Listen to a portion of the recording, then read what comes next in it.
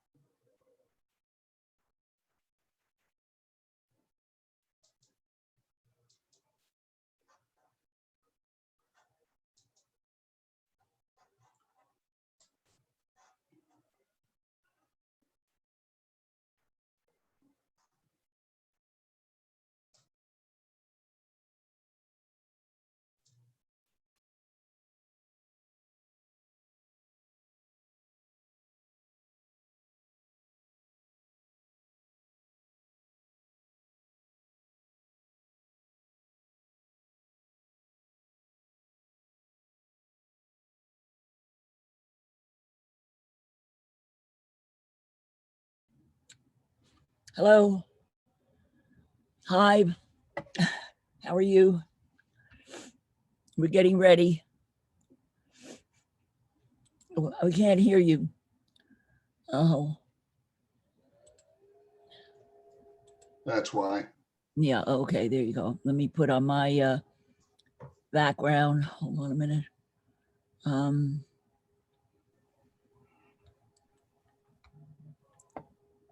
Yeah, I've never even done this before. Oh, okay. Well, it's fun. I'm putting on my background from Jerusalem. Oh, Painting that a yes. friend of mine did of Jerusalem, so you don't have to see my messy kitchen.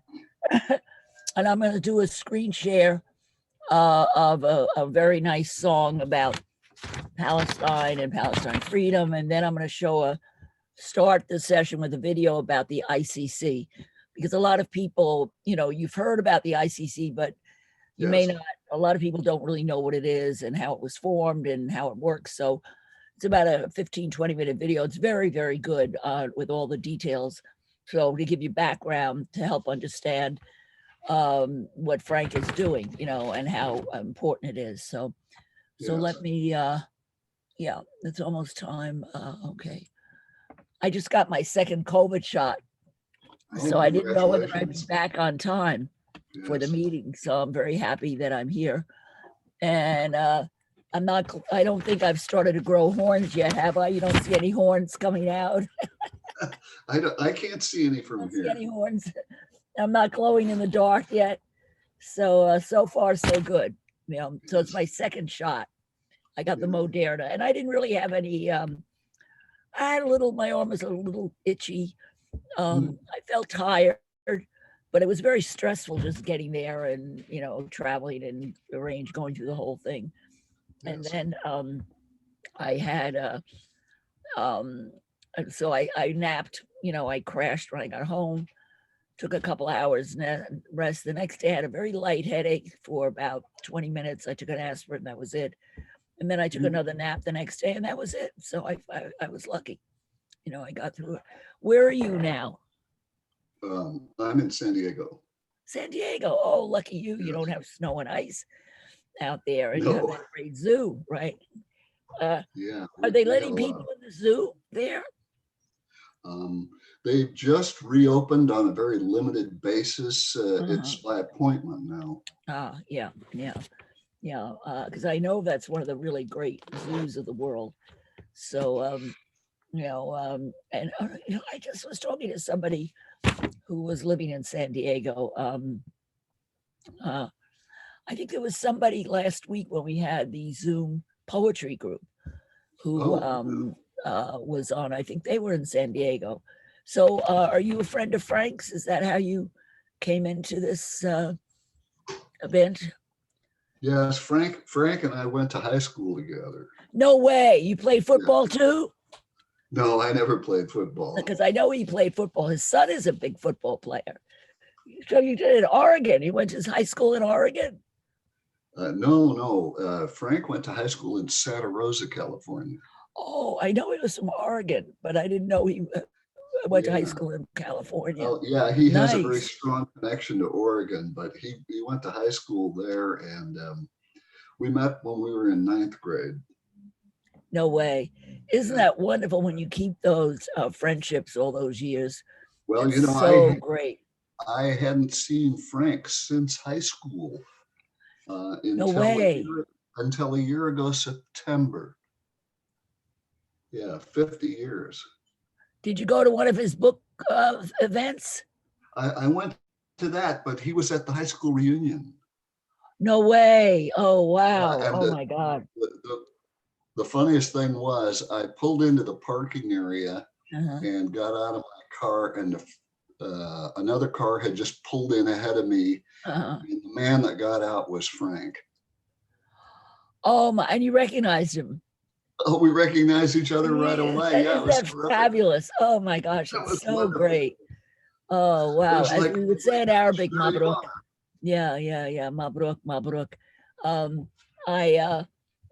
I met Frank actually in Jerusalem. I was in Jordan teaching. That's how I got involved with this whole Palestinian issue, because a lot of my students had Palestinian backgrounds. Their families have been kicked out in 48 or 30, 67. They still had houses there. They still had their keys to their houses. And they, were dedicated that one day they were going to go back. A lot of them came from wealthy people. They had big farms. They had a lot of livestock, big olive groves, beautiful homes with art collections and everything, and they lost everything. So they're hoping, someday they'll be able to go back. I'm not sure that's going to be able to happen, but at least they should get some kind of reparations from everything that was stolen from them. But so I was in getting involved, and I used to go visit Jerusalem and visit Israel. I have family in Israel, actually. And I would go up to Palestine, and I was shocked, at what I saw, because as an American, when you see, the first time I saw it, when going to Bethlehem on New Year's Eve with my Orthodox Jewish friend, we were both horrified when we got into Bethlehem and saw the towers and the barbed wire and the German shepherds. And I thought I was in a 1940s Nazi movie, a movie about the Nazis. Looked exactly like all that stuff that you see. And it was very shocking for me and my friend. And we immediately, kind of decided that we had to find out what was really going on. And my girlfriend, I had family in Israel. She had family in Israel. And we both said, no, there's something wrong. So we couldn't get into the Church of the Nativity for Christmas Eve because it was packed. Because it was the first time they had opened it for years. It had been closed by Israel for several years. And then everybody, and this one guy on the radio said, I thought Israel was a Jewish state. How come all of Christmas Eve, all the streets are filled with cars going to Bethlehem? Because it was the first time the Church of the Nativity was open. And they had a huge peace concert there. So people came from all over for this peace concert. So my friend and I hung out in Bethlehem Square, Nativity Square, they call it. And we got to talking to all the Palestinian vendors and, selling coffee and, snacks and stuff. And it was so sweet and nice. And, and so we just totally changed our mind about what we thought about Palestine. And Bethlehem is particularly a tough town. It's surrounded by a lot of fences, and they're losing their land, and the settlements, the illegal settlements are expanding, and it's a very sad situation. So that was kind of the eye opener. That was my first year in Jordan in 2007, and then I went back every summer and became more involved. And then I heard about Frank. He's very famous, in the peace movement, and I heard he was having an event in Jerusalem, and it was really nice. We emailed or whatever, and he invited me to for dinner. And I thought, gee, I haven't had a date for a while. This is great. So I'm going to Jerusalem. I'm getting on a date for dinner. This is wonderful. So I went to Jerusalem, and I met him there. Hi, Elaine, how are you? Hi, nice to see you. Welcome. So anyhow, so here we are. So let me just, we have 5 minutes to start. So let me play this lovely little video about Palestine that I think you might enjoy seeing, and then we'll start our meeting. Inshallah, if Frank shows up and everybody else shows up. So let me play this, see if it's going to play. Here we go.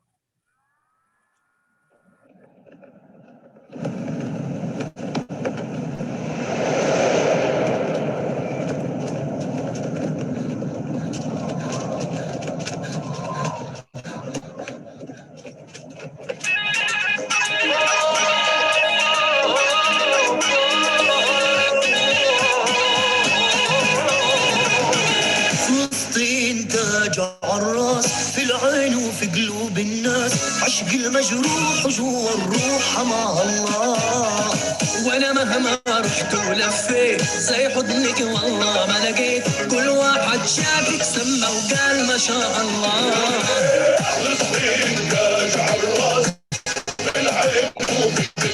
عشق المجروح وجوا الروح مع الله وانا مهما رحت ولفيت زي حضنك والله ما لقيت واحد شافك سمى وقال ما شاء الله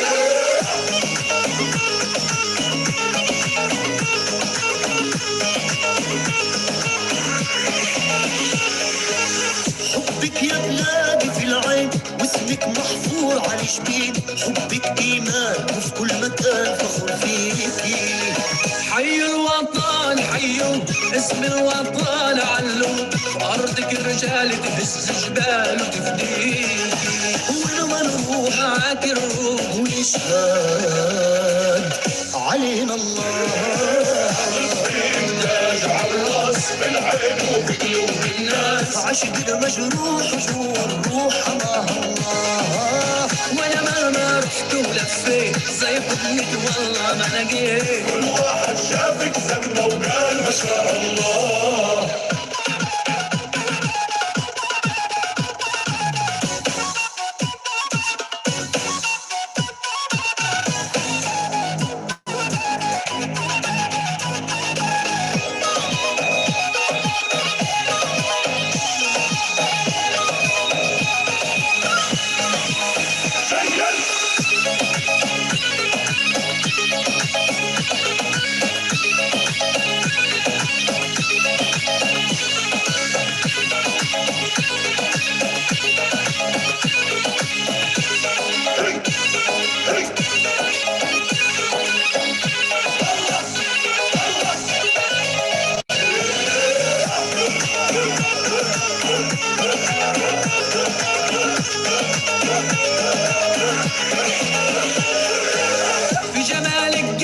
أشعار وصفوك وغنوك كتار عصوت طير والوزري بطل والدلعونا وغنينا بلادي يا حرة بيجانا عتابة وجفرة بالكوفية والتحية لابونا كلوها بطار يا أشمل طار ولا زيك في بلاد الله يا طيب طيب يا طيب حياهم الله الفلسطينية حيهم الفلسطينية قول يا مهند قول فلسطيني نزلوا على الساحة والكوفية بيديهم لواحة غرد يا مهل غرد ودلعونا دلعونا سمعونا صوت الخشب سمعونا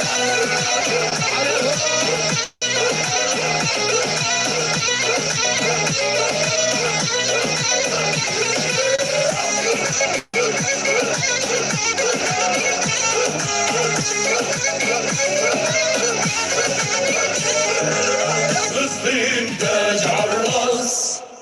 Wow.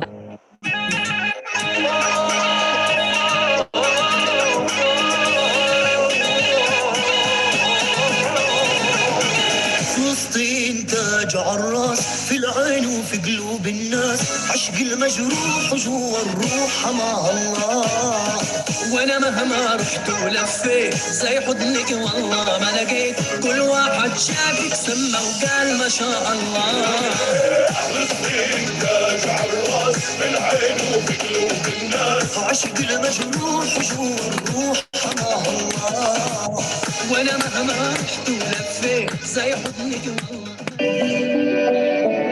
So great, huh? Let me make sure I get off listening to ads. Okay, welcome all to Zoom Palestine. By some miracle, wait a minute, now where are you? Now I've lost everybody. Hold on, I know you're here. Yeah, there you are. Okay. Hi. By some miracle, I had my second COVID shot this morning at 1:30, and I made it here. I can't believe I did it. It was, one of those crazy things. Anyhow, welcome to Zoom Palestine. That was arousing. I love Palestinian music. I miss it so much. I remember camping in Wadi Rum, the great desert that Moses led everybody across for 40 years. And I remember campfires in the Bedouin camp in Wadi Rum, camping out, sleeping under the stars, and everybody singing and dancing until way in the morning. It's just the energy and spirit of Palestinian culture is so marvelous. I miss it so very much. And I love to get up and dance. And I was even invited to one of the weddings where the women were in one room and the men were outside on the border near Saudi. They all, there's no borders in the culture. Everybody is just part of their tribe or their family. And I remember having a great time. The women go really wild with their parties when they're separated. They're very sexy dresses under those black things they wear, and they go wild. They're wild dancers. A lot of them do Egyptian belly dance stuff that I was learning. I wasn't very good, but I was learning. And then the men, I got caught watching the men dancing, and then they made me come out and dance with them, which was really, because I'm an American, I'm exempt. As a woman, I could still dance with the men. It was so much fun. I miss it so much. So we welcome you all. And the big news, of course, in this week is that the ICC has decided to accept the case for war crimes, and that's why we have our great hero, Frank. But a lot of us may be clueless about what the ICC is. We've heard of it. So I'm going to show a little video for a couple minutes what people are getting on to explain the ICC. But in a nutshell, I want to welcome everybody. Tom, hi. Thanks for all your hundreds of emails about every cause in the world that we should care about. Funny. Paul Craig, Naomi, hi, how are you? And Christophe, are you in France? Christophe? Yes, I am from France. Welcome. Yeah. And we have Bob, friend from ninth grade in California. Frank and Bob went to Barry together. Barry Wood. Oh, Barry Wood. Yes. Oh, is that it? Barry Wood. Yes, Barry hello. Wood. And I see there's another classmate. I see Elaine Grace, who's joining us also from California. Well, she's been everywhere. Are you in California now, Elaine? No, I'm in Arizona near Arizona. Right. You were in Hawaii, Arizona, like all over the place. Thanks for joining us. And there's Christophe, Reed's here, Thomas here. I am from France, but Naomi's one of my sons is living in San Francisco. Oh, c'est bon ça. Oh, wow. And there's also Craig Paul, by the way. Craig Paul, I went to junior college with. Craig and Candy Paul. I see their names up there. They're from Sacramento, California. Wonderful, everybody. So welcome, and we're going to learn a lot today. So the ICC, there was a conference in 1998 called the Rome Diplomatic Conference, and at that conference, an amazing thing happened. 160 countries decided to form the world's first international court, which was formed on July 17th. And it was placed in The Hague. And what it wanted to do was it said everybody 18 years and older who committed genocide or war crimes could be referred by a state or by the UN for prosecution. And it wasn't meant to go against state laws, nations' laws, but rather to complement nations' laws, because a lot of nations' laws didn't have the legal structures they needed to pursue these horrific crimes of genocide, or perhaps the people in control of that state didn't want to pursue these crimes. So it was complementary to the national justice systems. And that was the principle that it worked on, to be complementary. It consists of 4 parts. Number 1, the presidency, which has 3 judges, a president and 2 vice presidents. The chambers, which are all judges, 18 judges, each appointed for 9 years. And there's a very high standard for character for those judges. And third is the office of the prosecutor, which Frank will be telling us about because that's where his work is involved with. And they are the ones who brought cases regarding genocide, war crimes, and crimes against humanity.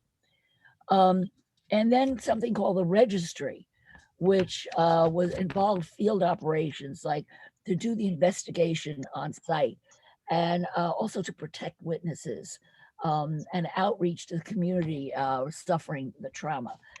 So, and the registrar would actually be the ones to issue the warrants for arrest. That would be where people, consenting nations would arrest you if you were accused of war crimes and got involved. So I'm going to show you a video that's very informative. And I think it will help us understand the significance of what Frank has done and what has happened regarding Palestine. So I'm going to do a screen share. More people are going to be coming on anyway. So let's check it out and learn. We'll learn a lot from this. It's a little boring, but it's interesting. Okay, here we go.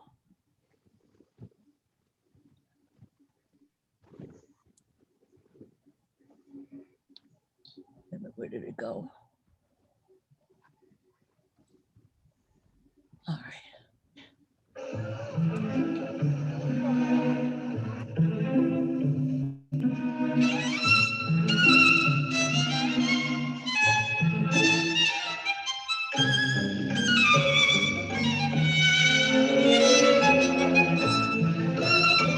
It's not on. Yep, okay. Some yeah. of the worst crimes ever known have been Hold on, committed during the 20th century. Yeah, let me get it. Millions Not of on. children, women, and Yeah, men hold have been on. victims of unimaginable. For some reason it stopped sharing. Let me do it again. Sorry. It says it was paused. I don't know how it got paused. I didn't do it.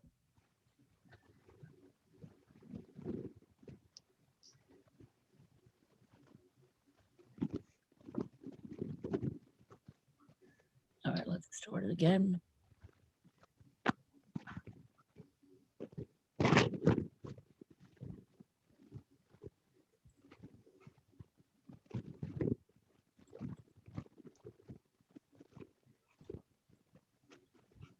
Why is this not working?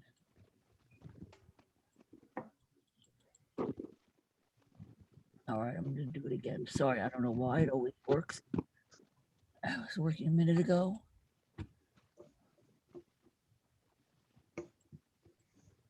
Okay, let me go back. And go to this screen. And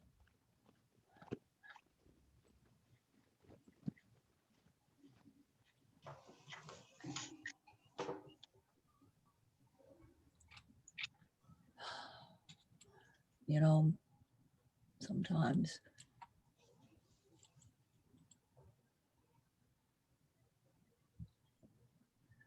okay, apologize.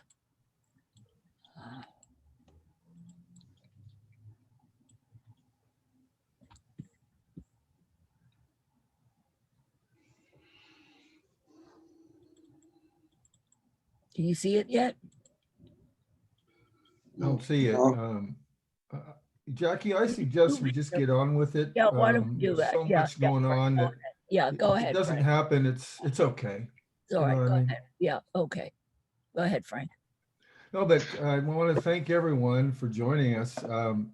It's a festive sort of occasion here that after all these years of suffering, long before the Nakba in 1948, the Palestinians are finally getting some type of redress of grievances before the International Criminal Court. As you said, Jackie, was set up in 2012. Palestine became a member of it in 2014.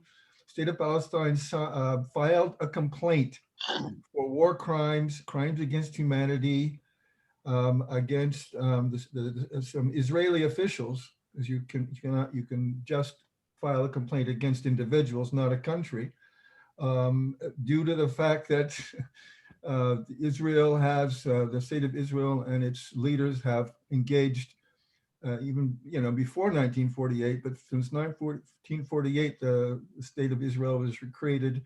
And after that, in the Six-Day War of 67, etc., have been demolishing homes, confiscating land, forcibly transferring Palestinians all over the place. From where I used to stay at Gana Akmar in the Bedouin village, they wanted them to be moved to a sewage dump area so they can't herd, because that's part of their lifestyle. They are Palestinians, they are Bedouins, they are herders, they are permanent residents of the West Bank, to move to a garbage dump. And all these claims came to a head.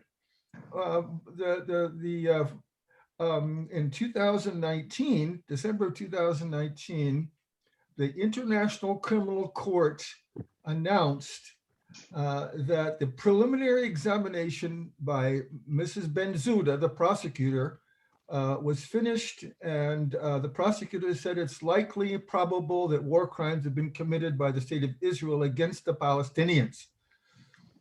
The state of Israel contested jurisdiction, and from that point, it's been over a year that we've been involved in the lawyers on behalf of the Palestinians to try to prove that, yes, the International Criminal Court has jurisdiction over the Palestinian territories, over this area. And just over a week ago, in fact, the 5th of February, the International Criminal Court decided it has jurisdiction and that the prosecutor can engage in a full-scale investigation of Israeli war crimes, crimes against humanity, as Jackie put forth. This is huge.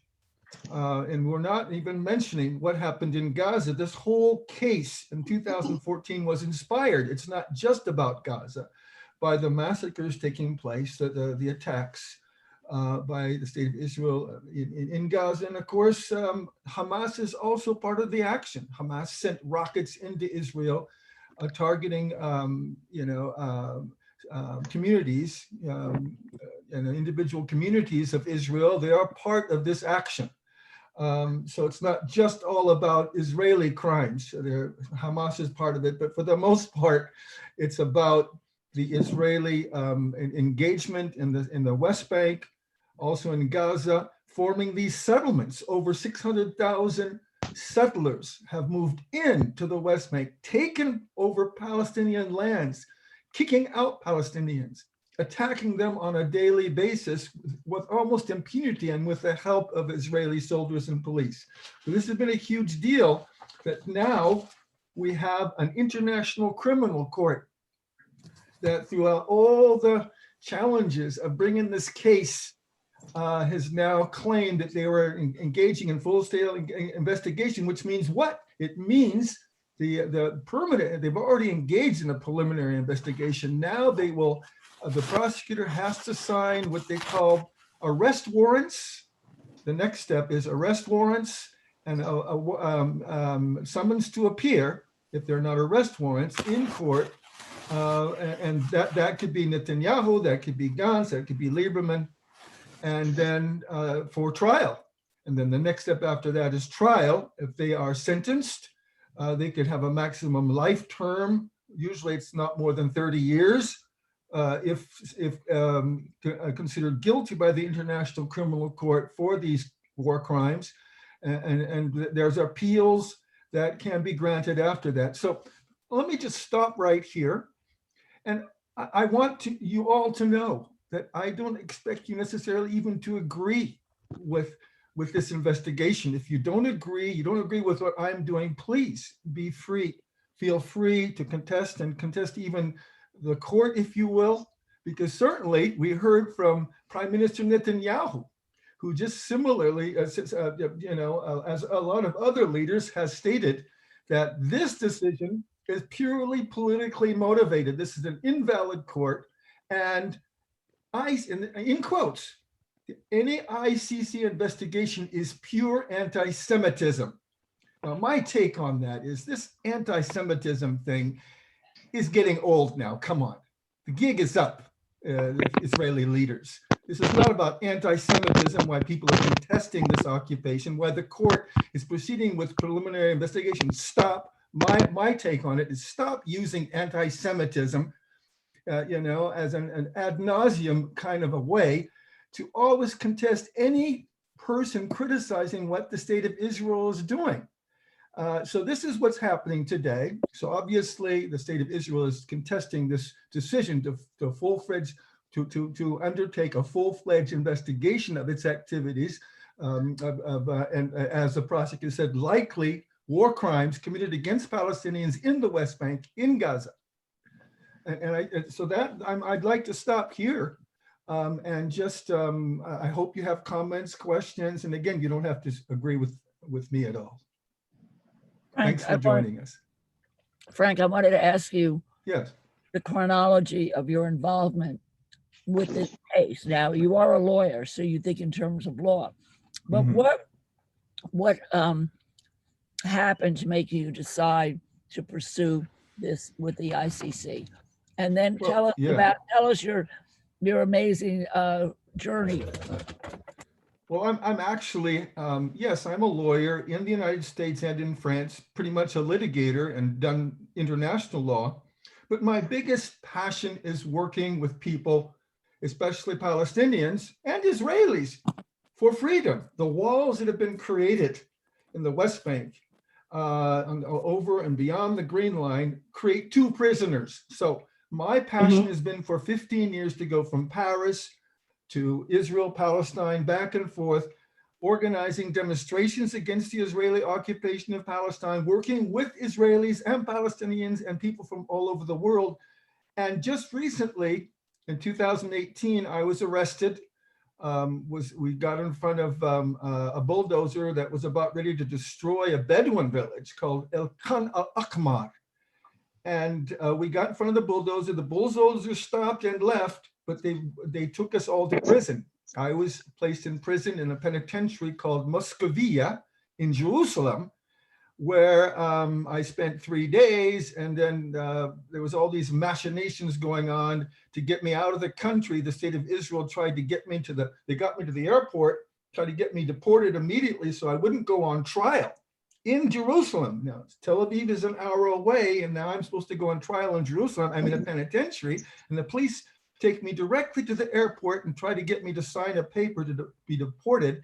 My lawyer is in front of the judge in Jerusalem, and the press and activists and the prosecutor that ready to wants me to go to jail and wants me to be deported too, are all there waiting for me. The judge finds out that I've been rooted out to an immigration court, judged by a military court of guilty of 2 felonies.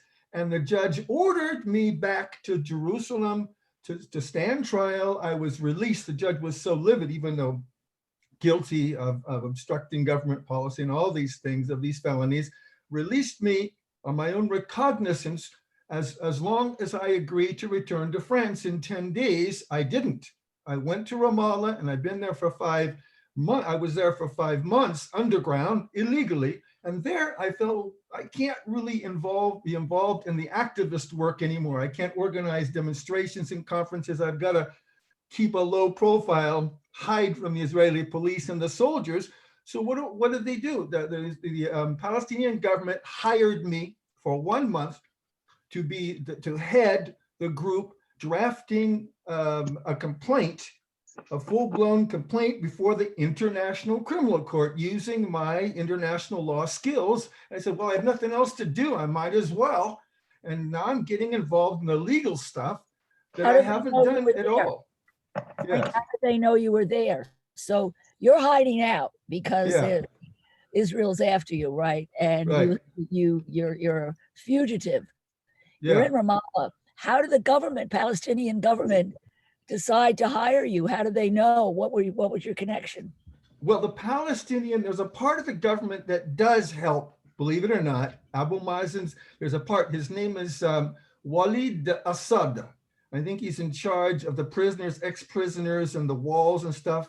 Cabinet member was involved in Kana Akmar, the Bedouin village, and he met me there. From there. Oh, okay. Yes, now that's the connection. So Okay. here I am after a month, however, I didn't finish it. This is a huge project, a complaint against, let me just get this straight, a complaint against the state of Israel on behalf of the Palestinians for war crimes. And I figured, and I realized the Palestinian government is not seriously going to file my complaint. They were using me as profiling me as showing their people that they're doing something, but they had no serious intent to file the complaint because they collaborate. Abu Mazen and his government are collaborators with the state of Israel. They're not going to sue Israel. Israel is their friends, and they collaborate. The Palestinian and Israeli police collaborate together to pretty well oppress their own people. So I left and I continued writing it, the complaint, and then I got mixed up in this kind of sting operation. Mossad or someone got a hold of it and found out where I was, rooted me out of there, got me back to prison. Tell us that story, Frank. That's such a great story. It's kind of a weird story. I get a call, actually a WhatsApp call from a very famous French journalist, because I'm French American and I'm familiar with all the French journalists. What was his name? Olivier. I got his last name just escapes me. First name Olivier. It'll come to me.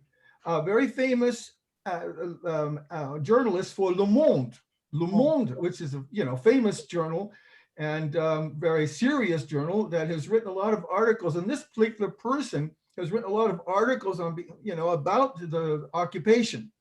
And he convinced me that he was Olivier and he wanted to interview me in front of Kana Akmar. He wanted me to go from Ramallah, where I was hiding. I don't know how he got my number, to go back into the Area C, Israeli area, at my own risk that I've stayed away from since I went into hiding, where the Bedouin village is, Kana Akmar. And so I told him I can't do it. I'm afraid of being arrested again, and I'm underground. He finally convinced finally convinced me to do it. I went there and I spent the night with my friends, my Bedouin friends in Kana Akmar. The next morning, I was supposed to have this interview on the other side of the highway. There was a limousine. I could see them with binoculars, or I could see them. I had some type of a lens. I could see them. I was watching, and it looked very legit. It looked like, they had this limousine and a couple journalists and a photographer. So I walked across stupidly the highway into pretty much the zone where it's dangerous. There's a lot of Israeli police driving by and so forth. And lo and behold, it was a setup. He was not the famous Le Monde journalist. He was either a member of Mossad or somebody, and they, within 5 minutes of this so-called interview, 5 police cars surrounded me. They knew exactly who I was, and then I was arrested, took me back to jail, and then to the airport, and then I was deported.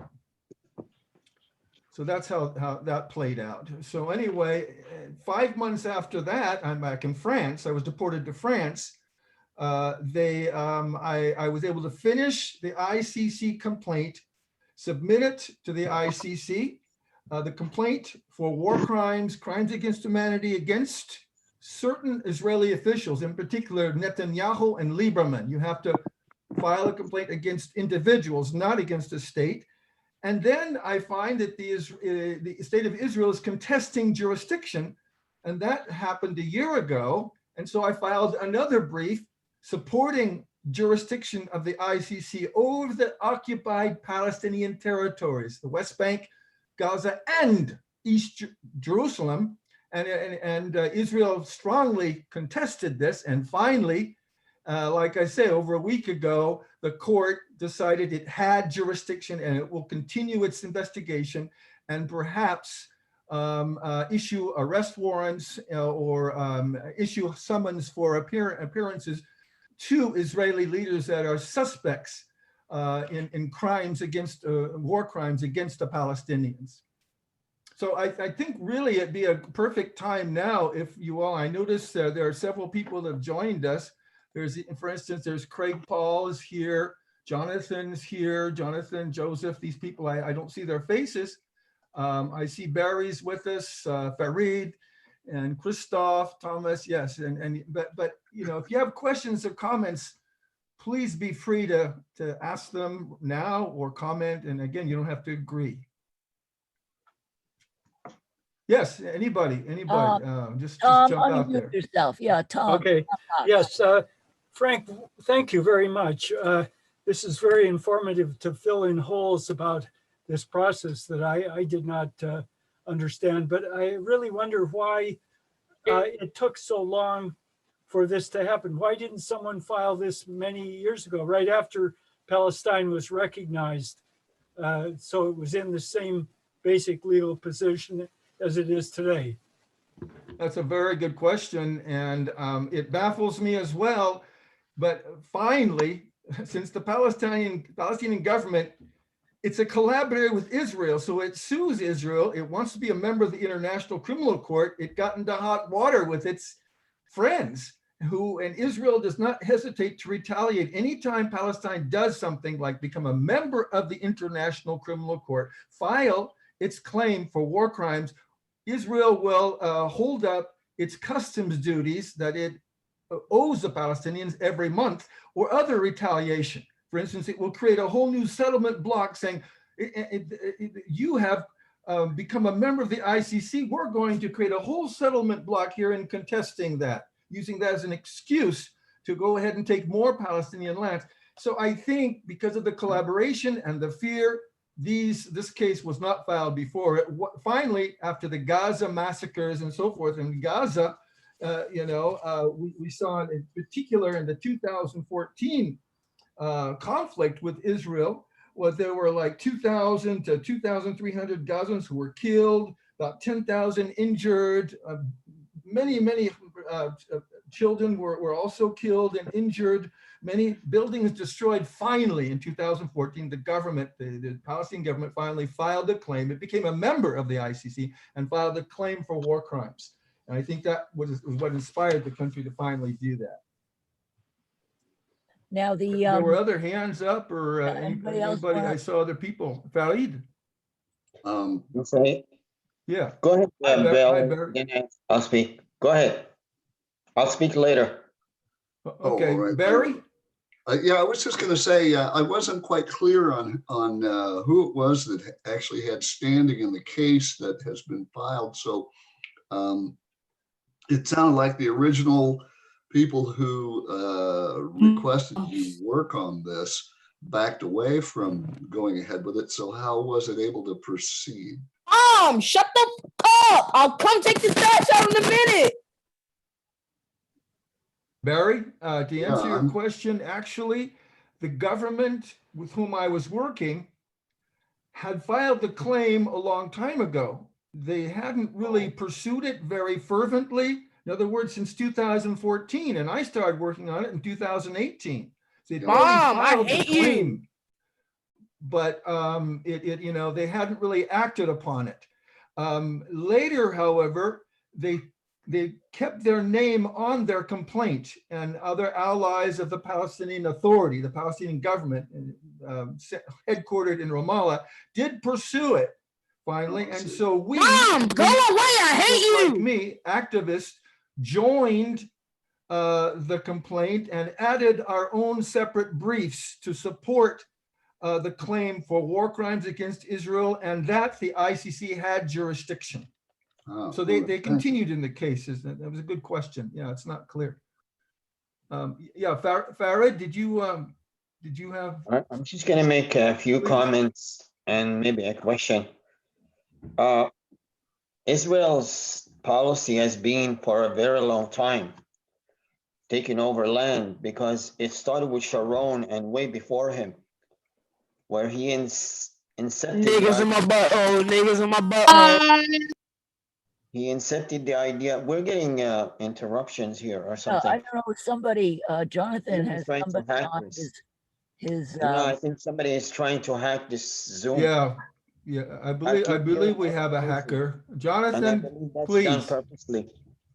That's another example of how Israel It's has a not hand me. in things. Yes. That was not me. That was Anyway, I'm Romano. going to say that Ariel Sharon's. Okay. Jackie can mute people yeah, I can Let me mute. speak. or throw them out, expel them. Let me speak. I'm Palestinian, and I just want to say a few things, such as Khan al-Ahmar. I grew up passing by, and many other villages. You forgot to mention, Frank. I don't know, about 400 villages or more, or maybe I don't know, 20. They've been evicting people in the southern desert, in the Negev desert, and they have not been addressing for many years, and they demolished them many times. They rebuilt them many times. They don't have jurisdiction, but they do. This Zoom meeting has been hacked. Fuck you. I know you're hacking it. Jacqueline, have you I just removed him. removed Jonathan? Yeah, I'm Yeah. sorry, Jonathan. Goodbye. Go ahead, Farid. Anyway, this is systematically done with Abu Mazen, without Abu Mazen, with the PLO, without the PLO. Our first intifada was not with the PLO anyway. I was there anyway. My generation started it. Our settlements is a cancer that's spreading in the West Bank, and it's purposely done because they're not going to give an inch of the land of Palestine. So with that all said, the ICC cannot do much for us because, one, Israel is not a member of it, and two, they never cooperate, and three, the US is way behind them, with even Biden in. So we're not really expecting Shut much. your ass up, nigga. Stop doing that. So with that all said, the ICC is really not gonna do much for us. The UN never did much for us. And Israel always makes sure it is the case. And now they're having relations with many Arabs. And I, for one, lost 2 houses, my father did. I don't have any faith in the ICC because Israel does not cooperate. That's all I'm going to say. And my question to you, Frank, first, I want to tip my hat to you. And second, your courage. How were you able to not detest that there is a trap? You're very smart. And I'm very puzzled that you fell into that trap. Thank you. I think it shows I'm not so smart. It was stupid. It really was. But in defense of what my mindset was, so we understand, but it still doesn't take away the fact that it was stupid what I did, was in all this time I was living in kind of Akhma in solidarity, and we were organizing Shut the marches. fuck up, Frank. No one wants to hear your lame ass stories. Someone has hacked Craig Paul's account, who is my friend. So I think you might want to remove Craig Paul. Yeah. Hold on, let me get rid of. They've hacked his. Jackie, I'm sorry, Frank. Jackie, make me a It's co-host. okay. It's I'll okay, help Craig. It's all good. Thanks for coming. Or come back, Craig. Come back.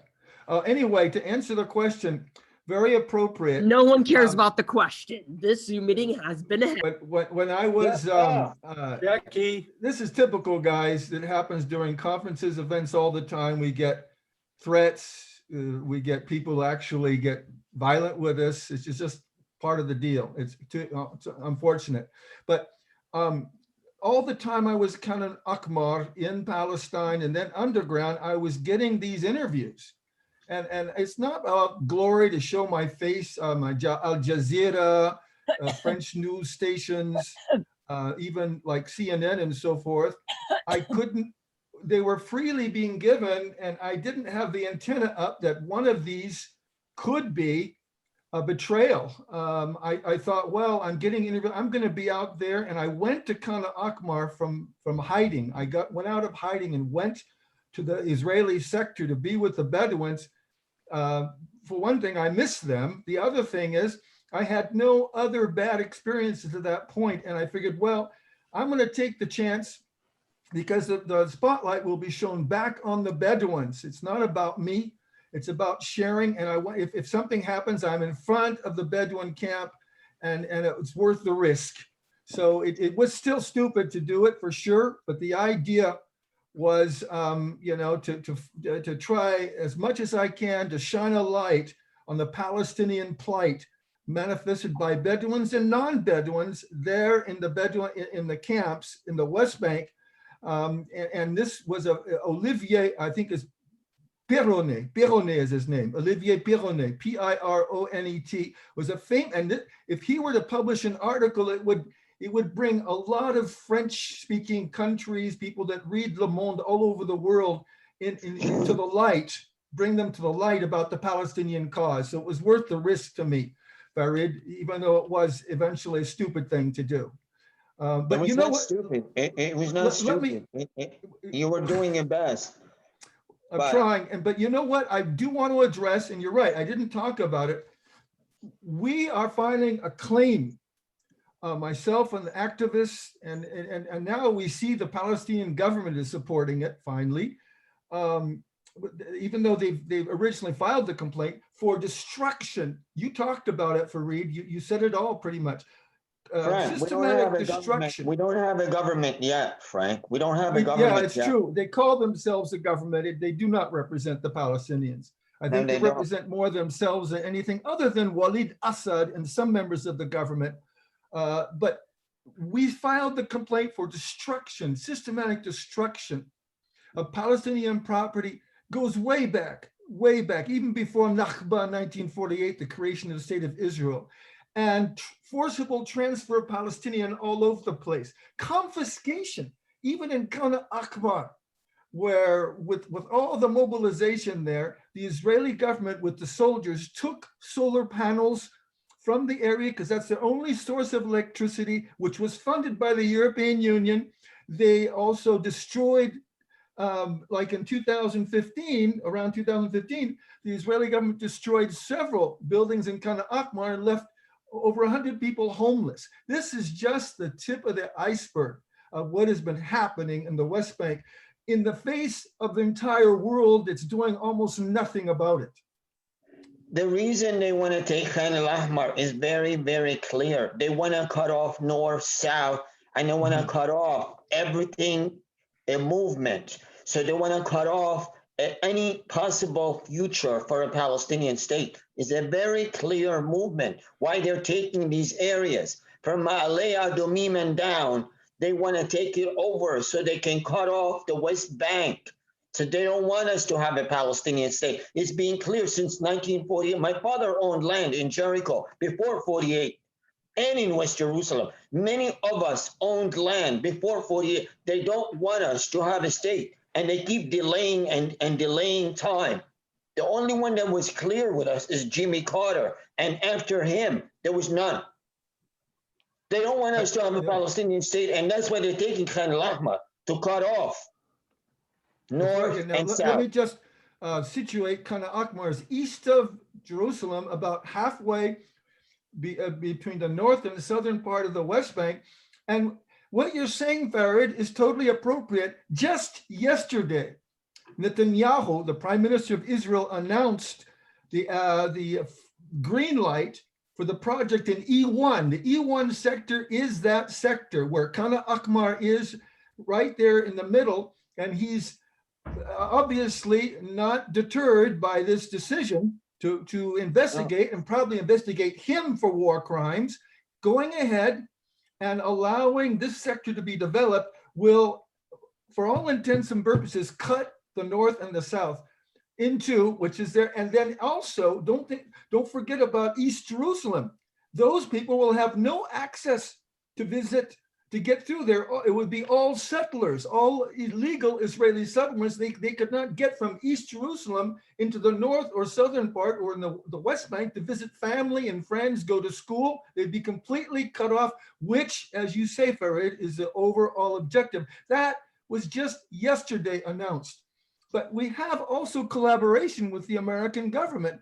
Trump, when he was president, signed an executive order to punish anyone, simply because the ICC was pursuing its ally and also pursued the United States for atrocities committed in Afghanistan during the war. In retribution, Trump, and to try to deter the judges, ignominiously affect international judges to punish them. He set sanctions against anyone, not just the ICC judges, the prosecutor, anyone working with the ICC against the United States or any of its allies when he was in office. But there's good news. Just recently, a federal court set aside the sanctions, at least concerning some American lawyers representing people or working with the ICC. The federal court reversed or set aside that executive order. And we don't know what Biden's going to do about it, but this just happened. This just happened, this executive order, and trying to carry out. Imagine a country sanctioning judges from an international multilateral body. It's there for international justice simply because those judges simply be pursuing potential war crimes and war criminals from the United States and its ally, Israel, and others. Aren't there some US officials already who might be arrested if they go to Europe? What Rumsfeld, or I remember there were some cases that I think they were accused of war crimes, and that if they traveled to Europe, they could be arrested. What did that happen or not? I don't know, but under that executive order, I could be arrested. Yeah. Right now, for what I've been doing. But I don't know about any other Americans or American officials that are subject to arrest because they were accused. It could be. It could very well be, and they are at large. They will not respond to a warrant for their arrest or warrant or a summons to appear. I don't know. Now, I haven't heard, you folks, there's a lot of you out there. You might have questions. Naomi yes. Thank you. Thank you so much, Frank, for pursuing this. And thank you for Reed for, bringing us down to ground as well with the facts on the ground. So my feeling is that, yes, it may well be that absolutely nothing, material occurs, even from the most damning verdict. So my questions are, but at the same time, I think we're also engaged in a war of narratives that affects us very much as activists, and anything that we can do on that symbolic front actually helps us in that war. So I think a verdict would be a great morale boost, and in fact be a line in a way that other legal systems have to take into account, whether it's like a local council or a university lawyer deciding what to do about a definition, that kind of thing. So my questions are to Frank, what is the most that you're hoping for? What is the most that you think is the best outcome that you can possibly realistically imagine from this? I also had the same question as Jackie as to whether or not charges can be filed against Americans, against British politicians as well, in terms of arms sales. And then finally, in terms of the general weakness of international law, it really does stem from the UN, the fact that we have the Security Council and they can just veto whatever they want. What about UN reform? How is there anything happening there? I mean, I guess we can't probably get rid of the Security Council, but couldn't there at least be a ruling that said that if a member of the Security Council was involved financially, materially, militaristically in a conflict, that they could not vote, they had to abstain? How is international law evolving? What hope can we have? Yeah, I'd like to address the first question first, because you're asking a lot of questions, Naomi. And if I forget, I appreciate that. Respond, they're building up those. If I forget to respond, please remind me. But it's important. Farid brought out is and there's the lack of faith in the ICC, even if it decides that Netanyahu, Gantz, Lieberman, and other Israeli leaders and the heads of the settlements, Regavin movement, and so forth, are guilty of war crimes and crimes against humanity, and maybe even genocide. what good can that come of? And I think it's true. Right now, just the fact that the prosecutor and the courts are pursuing an investigation officially, it means that there are serious evidence that a probable commission of these war crimes. It makes a possible wake-up call, for at least some Israelis, that the gig is up. It's a morale booster, of course, for finally getting somewhere in the international courts for all people that understand what's happening to Palestine in front of the whole world and all the atrocities. But it's a wake-up call, and it could be a deterrence for the leaders to pursue. Now, what could happen to not leaders of Israel not to pursue these atrocities? What precisely can the court do? Well, what happened to Pinochet? Pinochet was subject to the international court, and either he was condemned for war crimes for what he did in Chile, or he was subject to an arrest warrant. When he left Chile, he went to England. And the international court, Interpol, the international police, picked him up and put him in jail. And he was condemned for several years in a jail outside of Chile, but he was able to be released because he had health issues and later on. But this could happen. In other words, this deterrent value. If, for instance, Netanyahu, after he finishes being prime minister and all his other shenanigans against the Palestinians, and he's no longer a public figure, he wants to travel outside of Israel. If you've been condemned or subject to any type of an arrest warrant, the international police can pick him up. He, of course, will have an entourage and be supported by the US. Like Farage said, it's going to be difficult, but he's got to be thinking about that. Now, why else would this not affect the Israeli leaders if they have, the indication that this affects Israeli leaders, this decision, is that they're contesting things in the newspapers and on television today. They're upset about this decision because they know full well it could render great consequences on their freedom to travel later on, and on also it can also place doubt on their continuing taking of Palestinian lands and moving Israeli settlers illegally into the West Bank.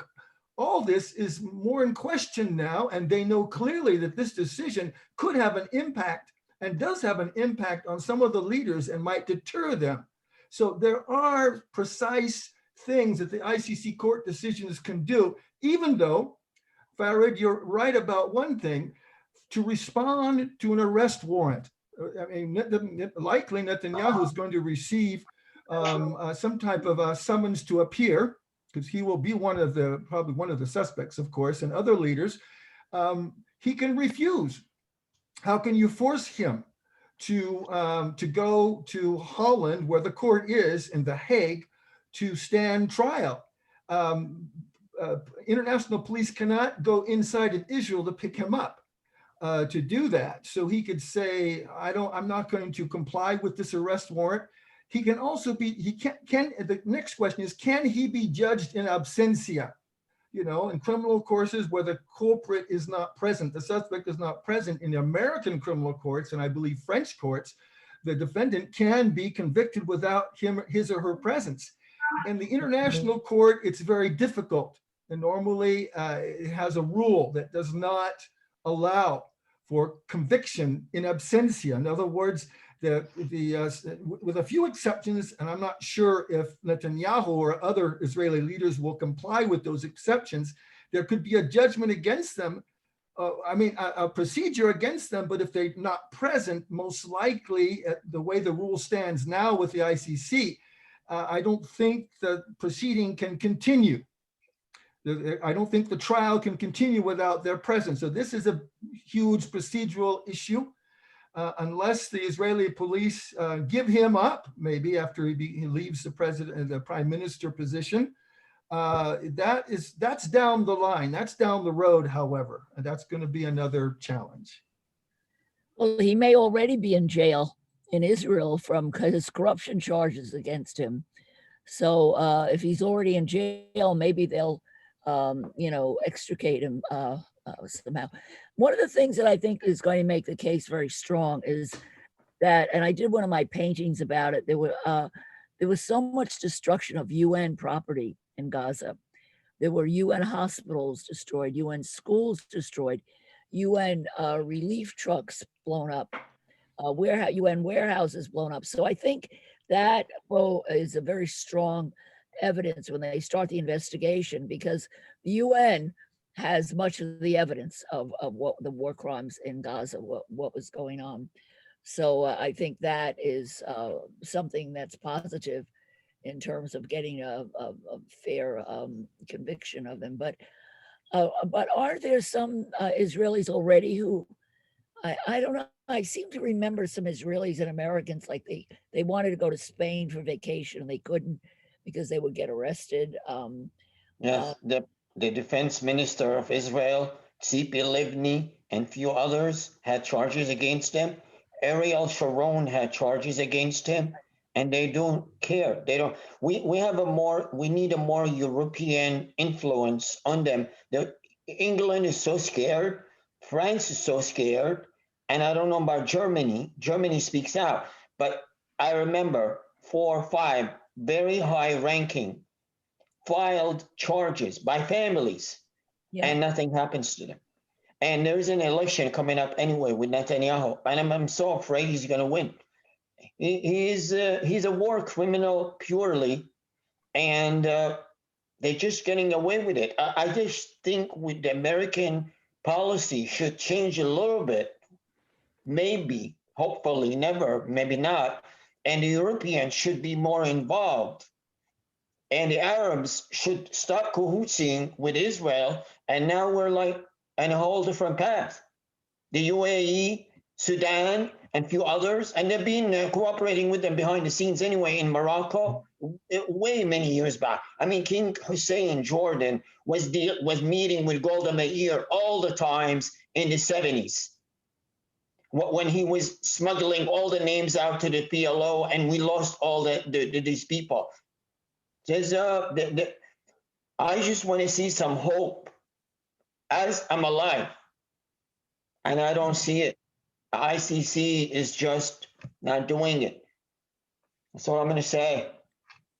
Thank you. I think let me just address what Farid you're addressing is something that's fairly recent, at least with the United Arab Emirates, Bahrain, Morocco, and the Sudan have now decided to normalize agreements with Israel. Jordan, as you said before, Farid has already been in agreement with Israel, and so has Egypt. And this is a betrayal, because the whole idea was the countries of the world, especially Arab countries of the world, were to go ahead and agree to normalize relationship with Israel on the condition, and I mean business interests and so forth with Israel, on the condition that these countries saw that Israel and Palestine were getting back to the negotiation table, and Palestine was going to have its own country, which is the only just thing to do. That's off the table. That's off the table. They don't care about that. Exactly. With this normalization, it's off the table, and it's pretty much off the table in general, because there are other countries that are saying they want to renew relationship with Israel. There's a problem here, though. Saudi Arabia is dying to do it. Yeah, yes, and other countries too. This is very serious, because it leaves leverage away. It takes leverage away from pressuring Israel to finally withdraw from the occupation, so that Palestinians can have a normal life, a country, a life in the West Bank and in Gaza. They want to cancel the refugee situation. They want to cancel 5 million people out. They want to cancel us out. We're not going to cancel out. As long as I'm alive, and many other artists and people who are clean conscience, we're not going to go away. They want us to go away. 5 million of us are outside. I'm 40 years out. Naomi saw me in the Mahzoum. They came out with guns on me. They did. Because he had crayons. They called his crayons knives. No, I mean, it was very, very frightening. Because I just felt this is the situation where you see your friend killed in front of you. This is that situation. I And we was were going to just- get killed yeah. 3 times already. Mhm. I had a soldier with a gun in my head with my mother next to me, and he was 18 years old, and I started praying. I was in 1988 with a soldier, a machine gun on my head, and he lifted the safety, and my mother started wailing. That's only one example. I have seen people dead in front of me. I have seen a mother collecting her son with blood, and I didn't know what to do. And they threw his body out. We are not going away. We're not with the ICC, without the ICC. You forgot to mention, Frank, 60,000 citizens of Jerusalem has been evacuated. You're forgetting to mention they're taking out neighborhoods in Jerusalem. They're building bypasses to take over Jerusalem. My sister tells me this. They're going to take over Jerusalem. And they took it already. I'm from Jerusalem. I'm not a refugee. They're not going to make us go away. As long as we're alive, and Mahmoud Darwish said that.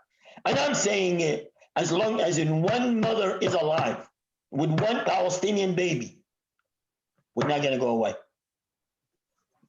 Sure. You're right. I mean, the idea of the destruction and demolition and removal, here you are, and I have very close friends, Ibrahim el-Hawa from Jerusalem, a Bedouin, living there for hundreds of years. He has no passport. He's in Jerusalem. He's in Israel, of the Israeli, at least Israeli claim. Jerusalem is not Israel, but they claim this is part of Israel. He has no identity card. And you're right, they are destroying one after another neighborhoods to put in the settlers, Israeli settlers, for a reason they want to be majority Jewish settlers in Jerusalem. So in the voting and so forth, not to have an impact on the control that Israel says they have over this Jewish state. They're calling this a Jewish state, and there are over 20% non-Jews living in Israel. They're doing exactly the same thing to neighborhoods in the E1 sector, east of Jerusalem, like we were saying, destroying, confiscating, transferring people forcibly out because they want to take that over. And what do you do when you divide and conquer? You push the Palestinians. They're going to try. I know, Farad, it will never happen. Not over my dead body, but over the Palestinians, it's not going to happen. But they're trying to push the Palestinians in these Bantustans, and they already are in Bantustans like South Africa, and end up like in the American Indians in these reservations, all isolated and excluded. That is their overall plan, to take over the entire place and make the Palestinians subservient to them. We are living in Dachau and Auschwitz and every else what they did in Poland. We're living their nightmare, and we're not going to let that happen. We're living their nightmare. They're making us live their nightmare. A general I used to work for in Jerusalem told me, "It's your turn." I said, "Sir, what are you talking about?"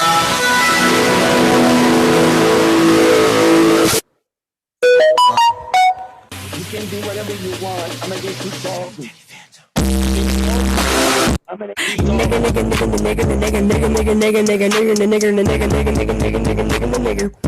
I'm going to keep talking. You can block whatever you want to do. I'm going to keep talking. As long as I'm alive, I'm going to keep talking. They have been pushing us out, and they're pushing us out, and they're pushing us out. And we're not going to stop. Palestine is never going to go away. Yeah, thank you. Christophe, did you have something you wanted to say? And yes, absolutely. Yeah, please. Thank you for giving me the possibility to give you some words. I would like to give first an answer to Farid. Farid, listen to me. There was a historical decision last week. The decision, you know this decision, and Frank perfectly described the decision by the court of the ICC. This is the historical decision. If we can summarize in one sentence, this is the first time since the beginning of the 20th century This is the first time since 1921 that the voice of one Palestinian with a legal point of view is the same that the voice of an Israeli citizen. This is absolutely historical. So I completely understand your reaction. You mentioned many different files, and each of these files, the file of the refugee, the file of the deportation, the file of the siege, and many other files will be discussed in the ICC. And what is important is not only the condemnation, if Netanyahu will go into jail or not. The only thing to have first is very good news. ICC will probe all the fighters in the Israeli-Palestinian conflict. This is a very, very good news. And I would like to tell you something. It is important to consider the history of these complaints. And personally, I'm not a lawyer. Frank is from his hurt, from the West Bank. For me, I am a surgeon. I have been operating 3 times a year in the Gaza Strip to operate sequels of war trauma, handicapped person, children, and so on. 3 times a year, the last 20 years. And what I would like to tell you is that the initiative of the first complaint to the ICC came from the Gaza Strip. And I recall all the history of this complaint in a small book I would like to show you in a few minutes.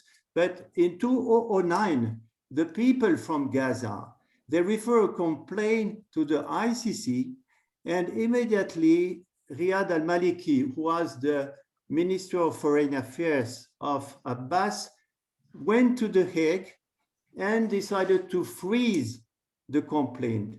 The first complaint from the Palestinians themselves has been frozen by the Palestinian Authority in 2009. The second complaint from the Gaza Strip, it was in the middle of the war, 2014. The bombs were clashing on the Gaza Strip. And the Minister of Justice of Mahmoud Abbas at the time, he was living in the Gaza Strip.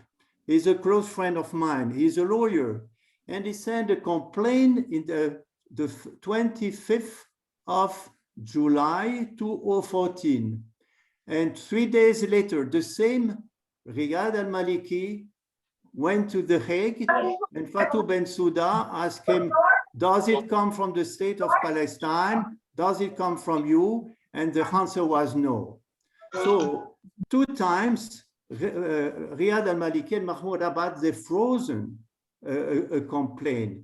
And what was needed, with the point of view of Fatou Bensouda, if you receive a complaint of a state party, it is much more strong. That means that there will be a cooperation. They will cooperate. The means of investigation of the ICC is very weak. The desk of the prosecutor, it is only 40 persons. So if you have the acceptance of the state, that means that inquiry investigation will go on. And this is what happened finally. I told you very bad thing about Mahmoud Abbas and the Palestinian Authority, but we have to recognize that they be a part of the ICC the 1st January of 2014. And it was a very historical decision. And this was a way to push Fatou Bensouda to open a preliminary investigation. And she did that.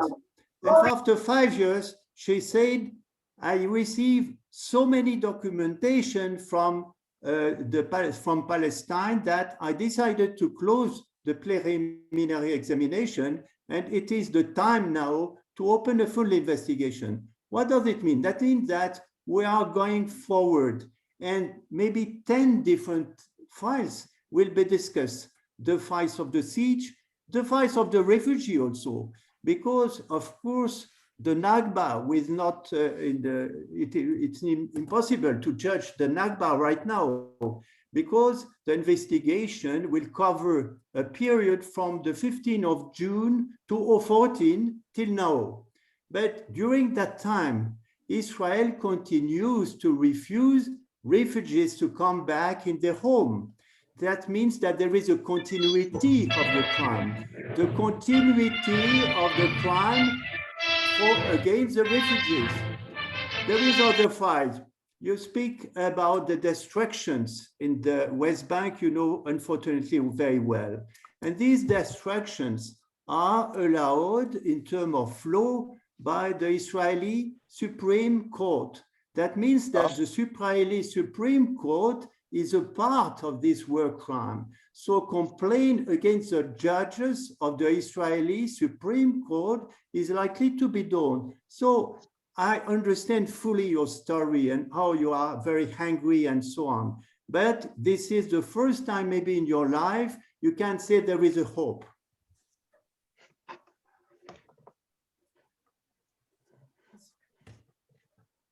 Well spoken. Thank you. Thank you so much. Yeah. We're able to complete a lot of the things that we're sharing today, but there is a lot of emotion, and we definitely share this with each other. And Farid and the history and just seeing people die and slaughtered and so forth is just, it's just clouded up sometimes. The fact is that this, as you say, is an important thing. And that we're not going to go away. I'm certainly not. As long as I'm healthy and able to do this, I'm going to stay on it. I am now subject to sanctions, international sanctions by the state of Israel. The state of Israel is following along the executive order signed by Trump, and it is now saying in today's news that it's considering levying sanctions against anybody. I am a Jew. Fuck Palestinian. I hate Israel. I love Israel. Fuck Palestine. You don't like the Palestine. Okay, we've got, okay. So now Israel is, the state of Israel is deciding whether it's going to impose sanctions on people like me and even the Palestinian Authority. Fuck you, goyim. Fuck you, goyim. You will always be Jewish slaves. As part, since the Fuck Palestinian goyim. Authority is behind this ICC complaint and this decision now, like you say, which is, like they say, alhamdulillah, finally the Palestinian Authority is actually getting somewhere and doing something as opposed to blocking these complaints, you know, that we're now subject to sanctions by Israel. What does this indicate? Israel is scared. They're concerned. In other words, the ICC does have some type of leverage here. If Israel is so scared that it's going to respond by saying, this is all a political, Netanyahu said, this is just a political decision. This is all anti-Semitism, and I'm going to levy sanctions against those involved in this case, especially the Palestinian Authority, then you know that we are getting somewhere. Any other questions or comments here? I see there are other people here. There's Tyrone, Marcus, Elaine. You haven't said anything or anything. I'm sure you have questions or comments you want to make. Thomas, you have any more? I think that you guys are being a bit anti-Semitic. And we have Joseph Greenblatt, who's making a statement. I'm Semitic. You're an idiot. I'm Semitic. Yeah, well, I'm being anti-Semitic. I'm Semitic. I'm Semitic. I'm Semitic. Good. And I'm Semitic too, by the way. Semitic, the new Muhammad. I'm the new Muhammad. I'm more Semitic. Good luck. You're a fucking warrior, Bajit.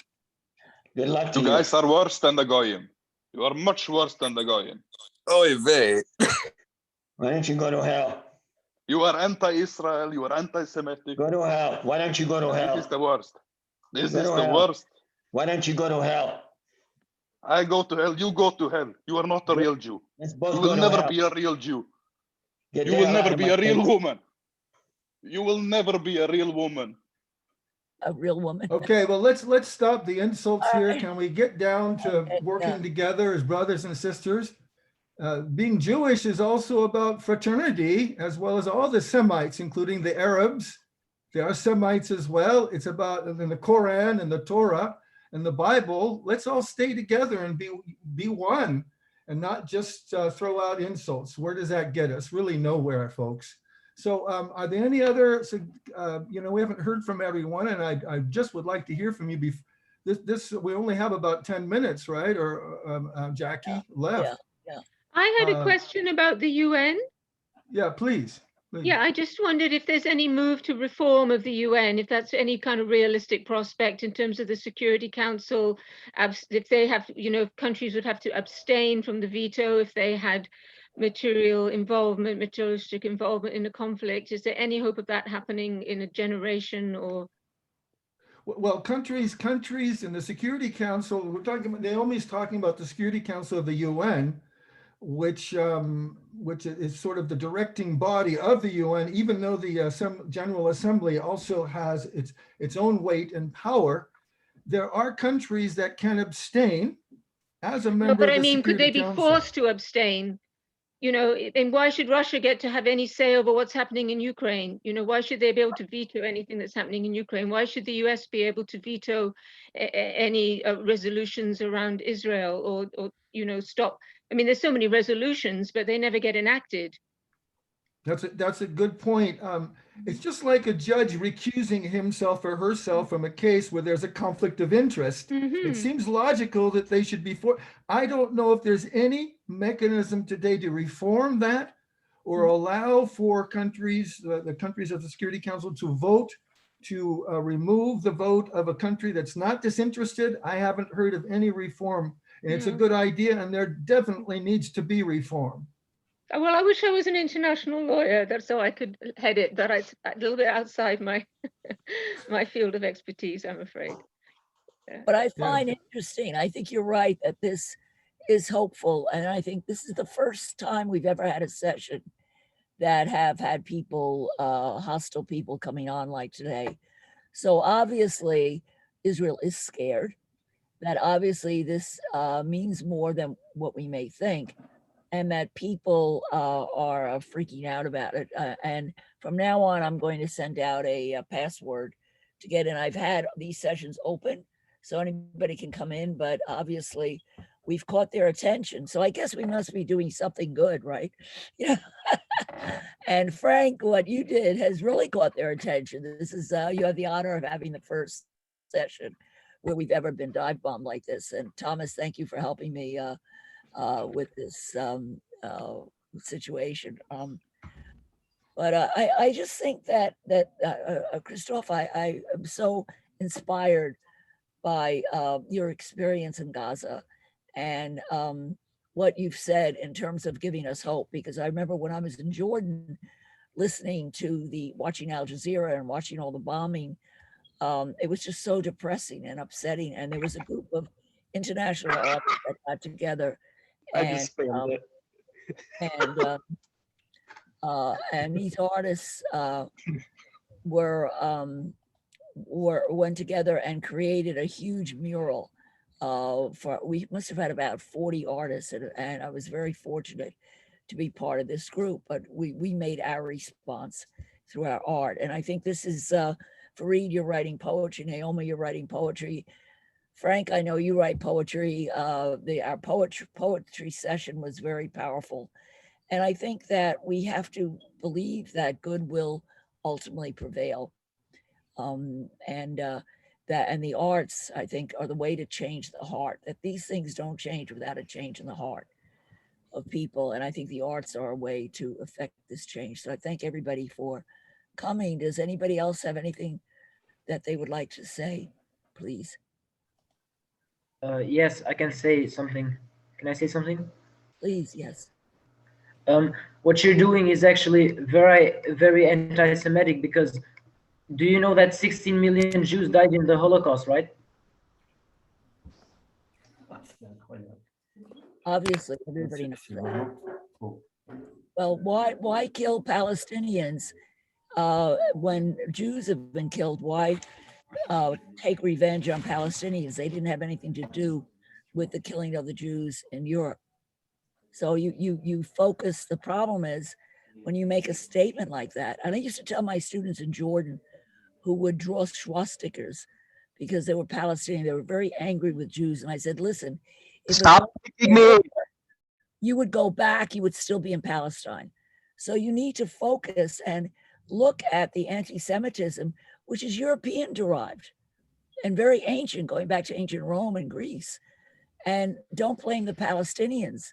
They're not responsible for anti-Semitism. It was unfortunately ingrained in European culture from ancient pagan times.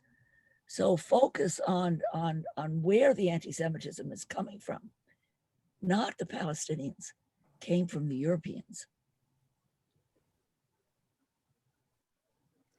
Well, the thing that's happening today and what makes people so concerned in Israel is, unfortunately, but the same war crimes that the Nazis were convicted of are subject now to some of the Israeli leaders, and that's ignominious and disgraceful for them.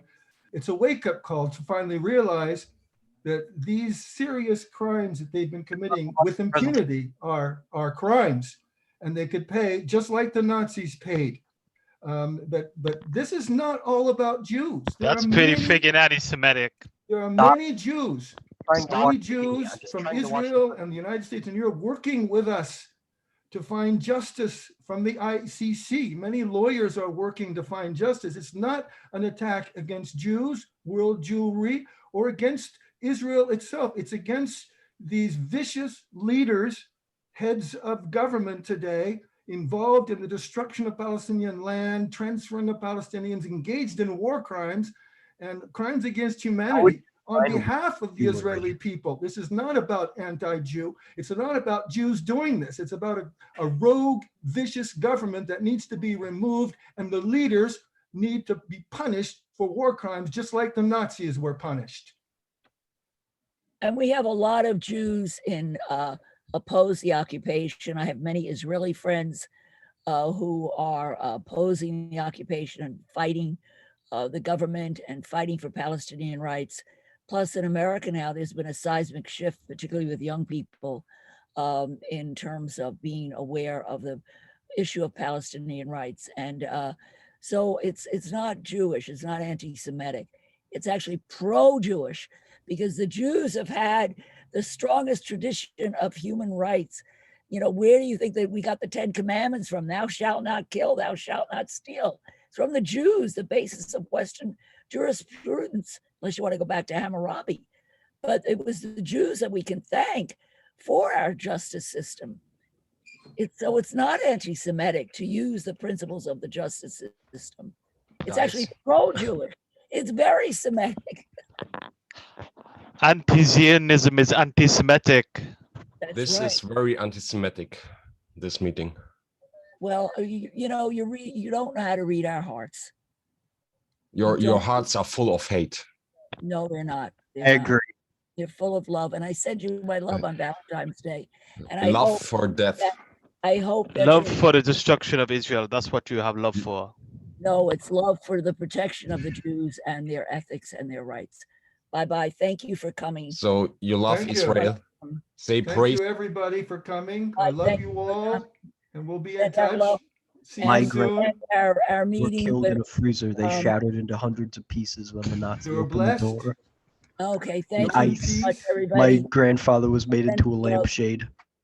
I love Sending you love all. to everybody. So was Keep mine. up the fight for justice and love. St. Valentine's Day. Take care. Okay. Thank you. Assalama. Shalom. Masalami. Salam. Masalami. Habibi, my friends. Bye-bye.